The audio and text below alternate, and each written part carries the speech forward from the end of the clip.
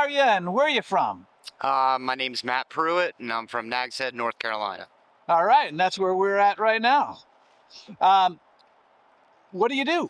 I'm a senior writer and editor for Surfline. It's a surfing culture and forecasting website. Wow. Yeah, And that means you're in touch with a lot of climate absolutely. issues. Yeah, I'm kind of there. The East Coast is my beat.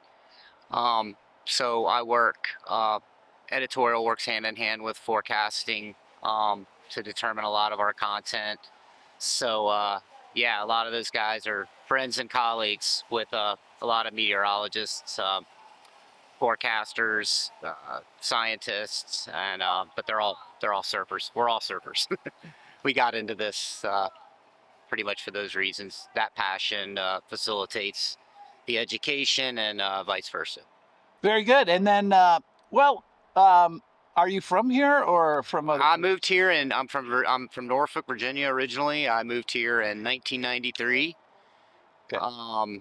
And yeah, Have you seen the climate change much since you were a kid? absolutely, How? absolutely. Yeah, there's the storms are undeniably more powerful, more frequent, um, and you know, I can't.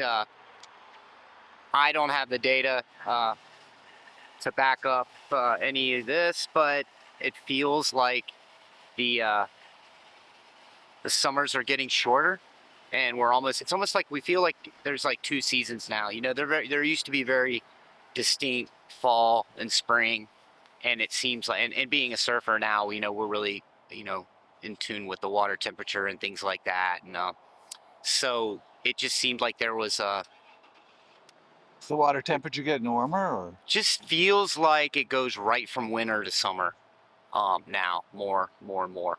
And our hurricanes are stronger, Cat 4s, Cat 5s on the regular.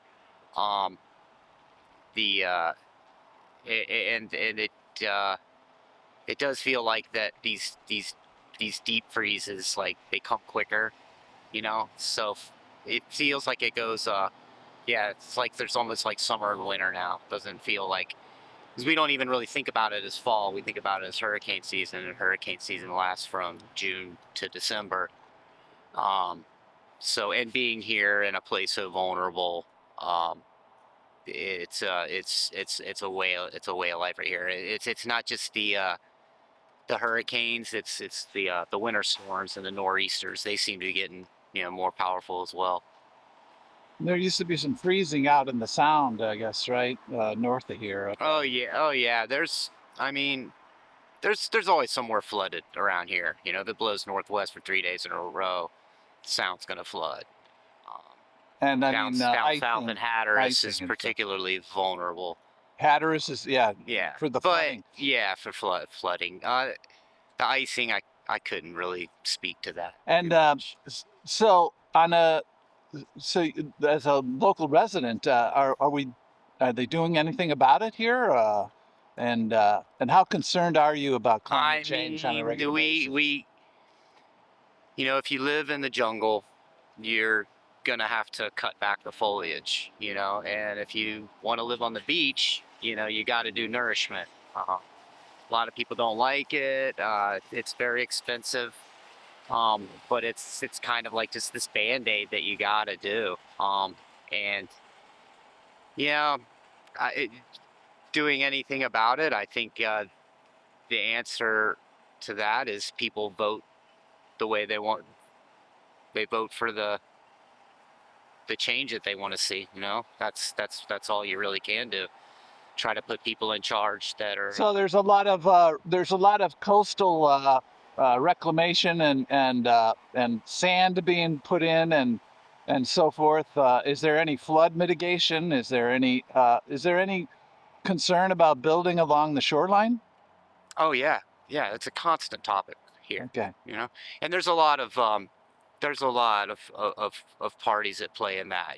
Between the Wildlife Service you know, there's federal land Is there in any the talk county about and the town, and it's pretty complex. it? You got special interest groups, you know, and they have a lot of pull politically, you know, Is people there protecting the certain species, um, you know, is, things like that. And then they typically don't uh, like a lot of coastal construction. You don't see a lot of jetties and groins and things like that here, like you would up in Maryland, New Jersey.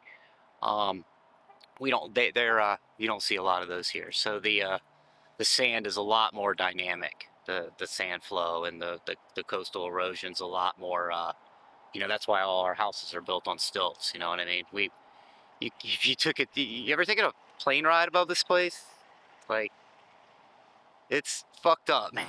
That we live on this little fingernail, and you almost have to be on an aerial view to appreciate it. You know how vulnerable we are. But we choose to live here, and we know the risks, and it's, you know, people get hurt.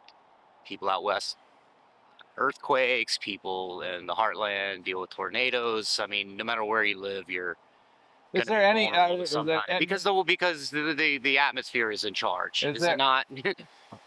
You know, so any predictions here about how moving houses back from the ocean or developments I and mean, there's only so much hotels there's and only stuff so like that? much land, man. But they do have certain height limits that keep you from having these high-rise hotels like you would have in, you know, South Florida or something like that. So Okay.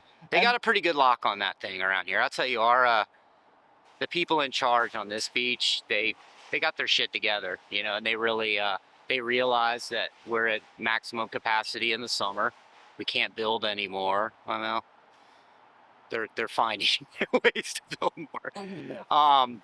But you know, to maintain the local economy now, it's more about getting people here in the off season and stuff, And because what about that there's future? only one road through the whole beach. You know what I mean? So, That's all right. yeah, man. But you know what?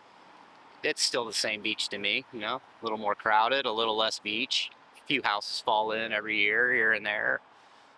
I saw that last Down summer. south team is a little more vulnerable to us, but there's a lot of, you know, that's What what you about pay to the live at the beach, man. You know. what about the future? Should we be optimistic, pessimistic, and is there anything we Oh can do? God, man, we're fucking doomed, man. But you know what? It's easy for me to say because I don't have children. I don't intend on having children. So, you know, I, you know, for me to take a pessimistic view would just be really kind of shitty. I think that life in general is a pendulum. It goes up, it goes down. It gets angry, it gets happy. It gets light, it gets heavy. Um, but you know, humans have proven to be pretty adaptable. So you know, worrying about the planet is just, it's stupid, and it's vanity. You know, because it's in charge. It always has been. It always will be, and it'll shake us off like fleas, and we'll deserve it. And that's all So I gotta say. very good. On the 24th of December, Christmas Eve here on Nags Head, in Nags Head on the Outer Banks. Thank you very much for that incredible interview. All right, man. Thank you. Thanks a lot, Mike.